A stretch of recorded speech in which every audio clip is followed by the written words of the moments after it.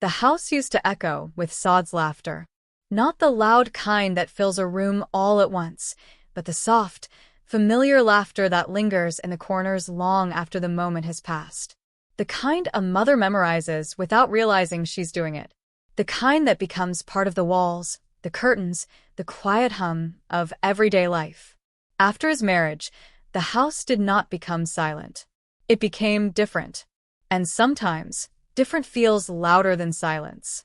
I still wake up at the same time every morning, just before sunrise. Old habits do not retire when children grow up. They stay, like folded memories inside the heart. I make tea the same way I always have, 2 cups instead of 1. Even now, even when I know the second cup will grow cold on the table beside me. Because for years, that cup belonged to Saad. When he was little, he would sit across from me, legs swinging under the chair, pretending to like tea just because I drank it. He would wrinkle his nose at the bitterness and still say, "It's good, Mama," as if love could sweeten anything. Back then, I believed that bond was permanent. I did not know that love changes shape when a son becomes a husband. Saad was never a difficult child. He was gentle, observant, and deeply affectionate in ways that didn't always need words. He used to walk into the kitchen, hug me from behind, and say, "You work too much." And I would laugh, pretending to complain, even though my heart would quietly bloom every single time.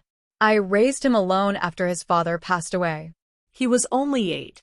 At that age, children should be worried about homework and cartoons, not hospital corridors and whispered adult conversations. But life does not consult fairness before it changes everything.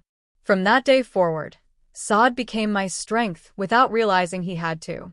He would sit beside me during long evenings, doing his homework while I stitched clothes for extra income. Sometimes he would fall asleep at the table, his pencil still in his hand. And I would carry him to bed, whispering silent promises to the universe. I will make sure he never feels alone. I did not realize that one day I would be the one learning how to sit with loneliness. The first time he told me about Sanaa, I noticed the light in his eyes before I even heard her name. There is a particular glow a mother recognizes instantly. It is the same glow that once belonged only to her. "Mama," he said one evening almost shyly, "there's someone I want you to meet." I smiled, not because I was surprised, but because I knew that day would come. And I had always told myself that when it did, I would welcome it with grace. When I met Sanaa, she was polite, respectful, and soft-spoken. She had a quiet confidence that made her presence gentle yet noticeable. She called me Auntie at first, then later Mom. And every time she said it, I felt a mixture of warmth and distance all at once. Because titles change faster than relationships. And relationships change faster than hearts can adjust. Their wedding was beautiful, simple, joyful, and full of laughter. I watched Saad standing beside Sanaa, smiling in a way I had never seen before. Not the smile he gave me when I cooked his favorite meal. Not the smile he gave when he achieved something. This smile was deeper, settled, like he had found a place where he belonged. And in that moment, I told myself something important. He is not leaving me. He is building his life. But life has a way of teaching lessons slowly, sometimes painfully slowly. After the wedding, they moved into the room at the other end of the house. At first, nothing changed. Or maybe I convinced myself it hadn't. Saad still asked if I had eaten. Still called out, "Mama, where's my charger?" Still came to the kitchen in the mornings. But then, the small shifts began. They always begin small. The morning tea became occasional, then rare, then silent. Meals that were once shared at the dining table slowly turned into trays taken to their room. Conversations that once flowed naturally became short updates. "How was your day?" "Good." "Did you eat?" "Yes." And that was it. Not cold, not rude, just brief, like a chapter that had quietly shortened. One evening, I cooked Saad's favorite dish. Chicken karahi with extra spices, just the way he liked it since he was 12. I even kneaded fresh dough for soft rotis, the way he used to request after long days at college. I set the table carefully. 3 plates, 3 glasses, 3 folded napkins. When they came home, Sana looked tired and Saad looked distracted. "Mama, we already ate outside," he said gently. "Oh," I replied, smiling quickly. "That's good." He didn't notice the extra plate. Or maybe he did, and chose not to mention it. That night, I packed the food into containers and placed them in the fridge. Not because it would be eaten, but because throwing it away felt like discarding a memory. It wasn't one big moment that made me realize things had changed. It was a collection of small absences. He stopped asking, "Are you okay?" He stopped sitting beside me in the evenings. He stopped noticing when I left the room quietly during their laughter. Not intentionally. Never intentionally. That is the hardest part to accept. Love does not always disappear. Sometimes it simply shifts its direction. Sana was not unkind. She was adjusting, building a new life, a new rhythm, a new marriage. And Saad, he was being a good husband. Attentive, present, caring. I watched him hold her hand while they talked. I watched him listen to her stories with the same patience he once reserved for me. I watched him prioritize her comfort, her happiness, her routine. And instead of feeling anger, I felt something more complicated. Pride and pain. Together, like two emotions sharing the same heartbeat. The day it truly sank in was my birthday. Not because they forgot completely, but because they remembered late. I spent the morning alone, telling myself it was just another day. I made tea, cleaned the house, folded laundry, and waited without admitting I was waiting. Around 6 p.m., Saad walked into the living room and froze. "Mama, today is your birthday, isn't it?" I smiled immediately. "Yes, son. It's okay. You're busy." He hugged me quickly. "We'll celebrate this weekend," he said. Weekend came. And went. Quietly. That night, I sat on my bed and realized something for the first time. I was no longer the center of his world. And that realization did not make him a bad son. It just meant he had grown. But growth, I learned, sometimes feels like distance to the one standing behind. I began noticing my own behavior. How I paused before knocking on their door. How I lowered the volume of the television so I wouldn't disturb them. How I stopped asking if they would eat with me. How I stopped waiting in the living room at night. Not because they asked me to, but because I didn't want to become someone they felt obligated to include. There's a quiet dignity in stepping back. But there is also a quiet ache in doing so. One night, I overheard Sana saying softly, "I think Mom feels lonely." Saad replied, "No, she's strong. She's used to being independent." I smiled in the dark. Because he wasn't wrong. But he also wasn't completely right. Strength does not cancel loneliness. It just teaches you how to carry it gracefully. Days turned into weeks. Weeks into months. And slowly, I stopped placing 3 cups of tea on the table. I stopped waiting at the window when his car arrived. I stopped calling out his name for small things. Instead, I began rediscovering parts of myself I had forgotten. I started reading again. Gardening again. Writing small thoughts in an old diary. At first, it felt like filling time. Later, it felt like reclaiming space. Not the space in the house. The space inside my heart. One afternoon, Saad walked into my room unexpectedly. "Mama, why do you stay in your room so much now?" he asked. I looked up from my book and smiled gently. "I'm just giving you both space." He frowned. "You don't have to do that." I wanted to say many things. I wanted to say, "I miss you. I feel invisible sometimes. I notice everything you don't." But instead, I simply said, "I know." Because love is not always about saying everything you feel. Sometimes it is about choosing peace over expression. The truth is, I did not step back because I was unwanted. I stepped back because I could see their happiness growing in the space I once filled. Their laughter was louder when they were alone. Their conversations were freer. Their routine was smoother. And I realized something profound. My presence, though loving, had become part of their adjustment. Not a burden, but a responsibility. And I did not want my son to feel responsible for my emotional comfort while he was building his marriage. So one day, quietly, I changed my routine completely. I began eating earlier, sleeping earlier, spending more time outside the house. Less involvement, less interruption, less expectation, more silence, more observation, more acceptance. The house did not change physically, but emotionally it became lighter. They laughed more, talked more, even argued openly sometimes, something they never did when I was around. And, strangely, that made me happy, because it meant they felt safe being themselves, even if that meant being less present with me. One evening, Sana came into the kitchen while I was making tea. She hesitated before speaking. "Mom, you've changed." I smiled softly. "Have I? You don't call us for dinner anymore. I thought you both prefer eating together." She looked down, guilty. "That's not what we want you to think." I placed a cup of tea in front of her and said gently, "Son, happiness grows best when it has space." Her eyes filled with tears. And in that moment, I realized something important. Stepping back does not always mean being forgotten. Sometimes it means being misunderstood. The real turning point came on a quiet Sunday morning. Saad walked into the living room and sat beside me without his phone, without hurry, without distraction. "Mama," he said softly, "did we make you feel left out?" I paused.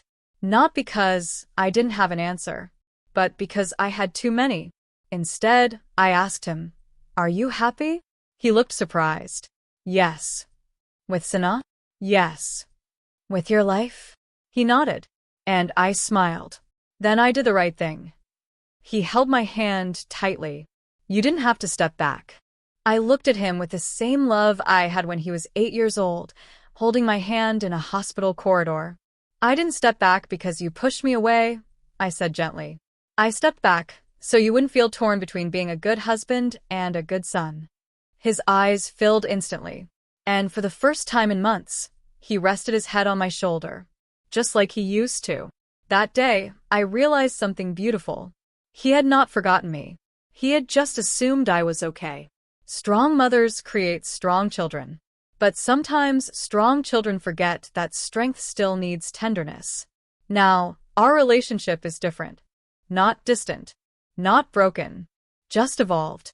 He visits my room more often now. We have tea together again, sometimes. Not daily like before, but intentionally. And intentional love has its own depth.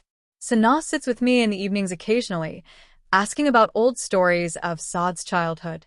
We laugh. We share memories. We build a new kind of bond, one not based on roles but on understanding. Do I still miss the old days? Yes. Every single day. But do I regret stepping back? Never. Because I did not lose my son. I gave him the freedom to become the man he was meant to be. And in doing so, I found something unexpected. Peace. A quiet, dignified peace that comes from loving without demanding space in return. If you ask me today what motherhood looks like after marriage, I will not say sacrifice. I will say transformation. Because sometimes, loving your child means moving from the center of their life to the background of their happiness. And that is not loss. That is evolution. I still make 2 cups of tea some mornings. Old habits do not disappear easily. But now, when the second cup grows cold, I don't feel sadness. I feel acceptance. Because I know something deeply now. I did not step back because I was forgotten. I stepped back so they could be happy. And in their happiness, I quietly found my own. There is something no one tells a mother. They tell you how to raise a child, how to feed him, how to teach him right from wrong, how to pray for him. But no one teaches you how to slowly remove yourself from the center of his life without breaking your own heart. I had stepped back, gracefully, quietly, intentionally. But stepping back does not mean the heart stops reaching forward. Winter came softly that year. The mornings grew colder, and I found myself wrapping my shawl tighter as I walked to the kitchen. The house felt larger in winter, quieter. Sounds didn't travel the same way. Doors closed more often. Laughter stayed contained within walls. Saad and Sana had begun planning little outings together, weekend brunches, short road trips, movie nights with friends. I would hear the excitement in their voices as they discussed plans. Should we go Friday or Saturday? Let's book it before it fills up. Wear that blue dress, I like that one. Their life was moving forward, and I was learning how to stand still without feeling left behind. One evening, as they prepared to leave for a dinner invitation, Saad paused near my door. "Mama, we might be late," he said casually. "I'll lock up," I replied. He nodded and disappeared down the hallway. The door closed. The car engine faded, and the house returned to that heavy stillness I had grown used to. I sat in the living room for a long time that night, not watching television, not reading, just sitting, listening to the clock tick. Tick, tick, tick. Time sounds louder when you're alone. I don't know why that particular night hurt more than others. Maybe it was the cold. Maybe it was the way the silence felt like it had weight. Or maybe it was because I suddenly remembered a different winter. Saad was 16. He had a school debate competition across town. It was freezing outside, and I insisted on going with him. He had rolled his eyes playfully. "Mama, I'm not a baby." "I know," I said. "But I am your mother." After the event, when he didn't win first place, he pretended he wasn't disappointed. But in the car, his voice cracked just slightly. "It's okay," he had said. And I had reached across and squeezed his hand. "You don't have to be strong all the time," I told him. That night, sitting alone years later, I whispered those same words to myself. You don't have to be strong all the time. But strength had become my habit. A few weeks later, I caught a cold. Nothing serious. Just the kind that makes your head heavy and your body ache in small, irritating ways. I didn't mention it to them. They were busy. Sanaa had started a new project at work, and Saad was traveling frequently for meetings. I stayed in my room, drinking warm water and resting. By the second day, I felt weaker. Not dramatically, just enough to notice that moving around required effort. Around noon, I heard the front door open. Unexpected. Saad's voice called out, "Mama?" I cleared my throat before answering. "I'm here." He walked into my room and immediately frowned. "Why are you lying down at this hour?" "Just a small cold," I said lightly. His expression changed instantly. The same concern. The same protective look from years ago. "You didn't tell me?" "It's nothing, son." He touched my forehead the way I used to touch his. "You're warm." Sanaa appeared behind him, worried. "Mom, you should have told us." I wanted to say, I didn't want to disturb you, that I didn't want to add to your list of responsibilities, that I didn't want to feel like something you had to manage. Instead, I smiled. "I'm fine." But that evening, something shifted. They canceled their plans. Sanaa brought soup. Saad adjusted my blanket twice even though it didn't need adjusting. He sat on the edge of my bed scrolling through his phone, but his body remained there, present. That presence warmed me more than the blanket. Not because I needed caretaking, but because for the first time in months, I felt seen without having to shrink myself. Recovery was slow but steady. And during those few days, Saad began visiting my room more often. Not long conversations, just small check-ins. "How are you feeling now? Did you take the medicine? Do you need anything?" Sometimes love hides in simple questions. One afternoon, while Sanaa was at work, Saad lingered longer than usual. "Mama," he began carefully, "did you ever feel alone after Abu passed away?" The question caught me off guard. "Yes," I admitted. "Very." "How did you handle it?" I looked at him quietly. By reminding myself that love doesn't disappear. It just changes form. He nodded slowly. "I don't want you to feel alone." I smiled. "You're not responsible for my loneliness, Saad." He looked down. "But I'm your son. And you're also someone's husband." The air grew heavy between us. Not tense, just honest. I stepped back. I continued softly. "Because I didn't want you to feel like you had to divide yourself." He swallowed hard. "I never meant to forget you." "I know," I said immediately. And I did know. For months, I had told myself that truth over and over again.